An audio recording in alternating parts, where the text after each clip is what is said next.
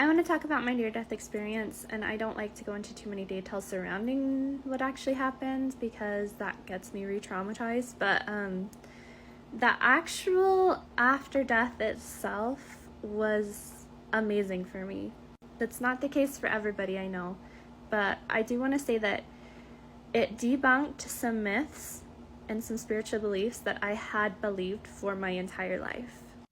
It made me more agnostic about things, not spiritually or religiously agnostic, but more like agnostic in thought, more realizing that we can say we absolutely know something, but that thing that we absolutely know is inherent for that time and that phase and that dimension that we're in, and is not a truth across dimensions, no matter how much we seem to know it.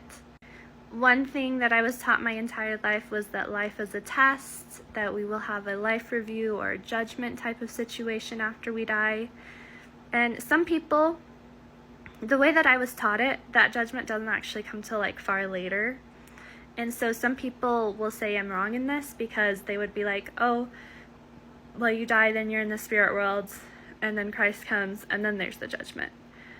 But I don't know, for my experience that I had, I just had the very strong feeling that this life is so much less of a test and so much less dualistic than we're taught that it is.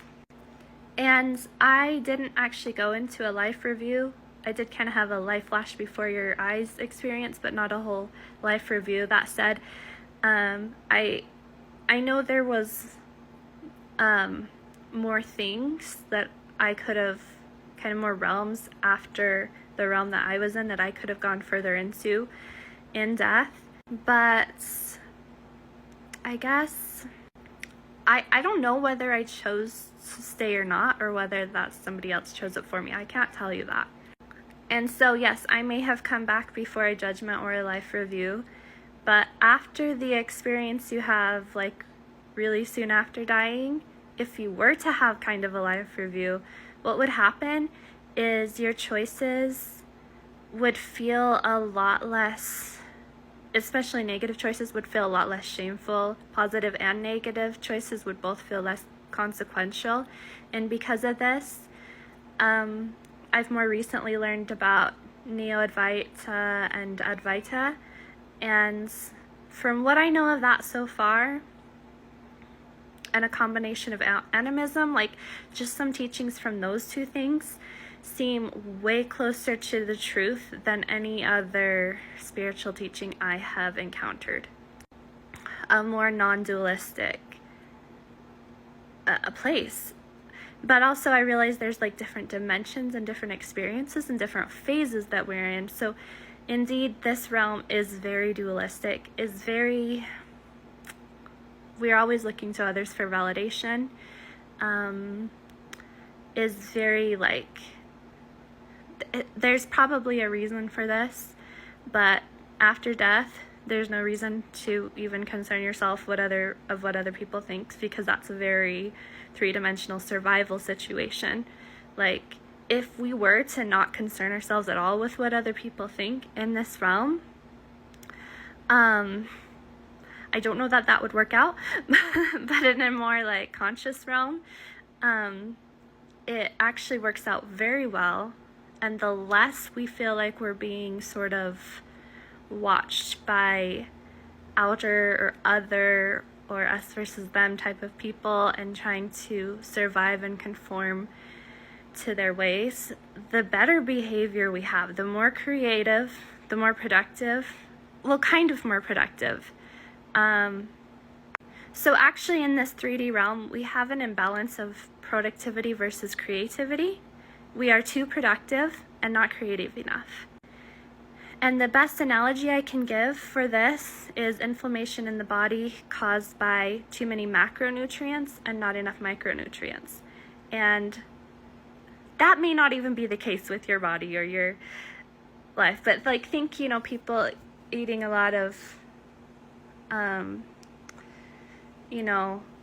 things with not a lot of fiber that are stripped of nutrients, but like heavy caloric. That is, to me, a parallel spiritually to the imbalance we're facing in the 3 dimensions. So like too much consuming, too much production, more,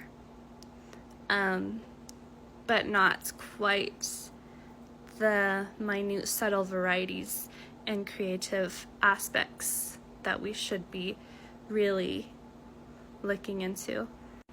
So this causes imbalance and inflammation and like this really big heaviness that this realm has.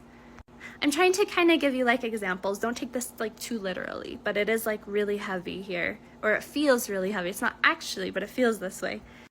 But yeah, in like more conscious realms, we are actually on our very best behavior, far more loving, far more kind, when we don't actually feel that survival and that necessity to conform and to perform for others. But I don't know how to like reconcile with this, because it's like so necessary to do that here. I don't know. One thing though that I think a lot of people need to let go of a lot more is a fear of judgment in the next life. Just let that go. It's far less judgmental than you think. There's far less shame that can happen. Yeah. And if you let that go, then you'll actually be able to start living this life in a little bit of a lighter and more present way. It's actually so hard though to like reconcile what is with what is on a higher dimension, or what like could be.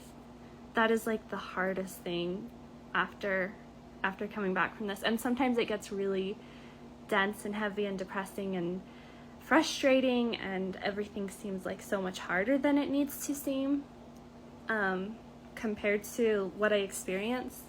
So that's sometimes like there's some traumatic aspects why I don't like to talk about this a lot, but I'm just trying to tell you like certain things that I think could help you. Like, this is not a test, guys. This is not dualistic. This is not good versus evil. This is not, we go there, we learn something, and then we come back because we learned something. Because if we do come back, we forgot on everything anyways. There would be no purpose for that forgetting unless the realization is that you're actually supposed to kind of be present, be here now. It's a timeless thing. And that wouldn't happen if it was so dualistic, like all of the narratives around it seem. Because if it was actually that dualistic, we would be remembering more our rights and wrongs. It would actually become heavier and heavier, every wrong, and it would be different. I will say, if it was as dualistic as so many of the narratives talk about, if there was so much shame around every tiny decision we make, if there was so much weight to that, we would not forget. We would not have a veil of forgetfulness if that were the case.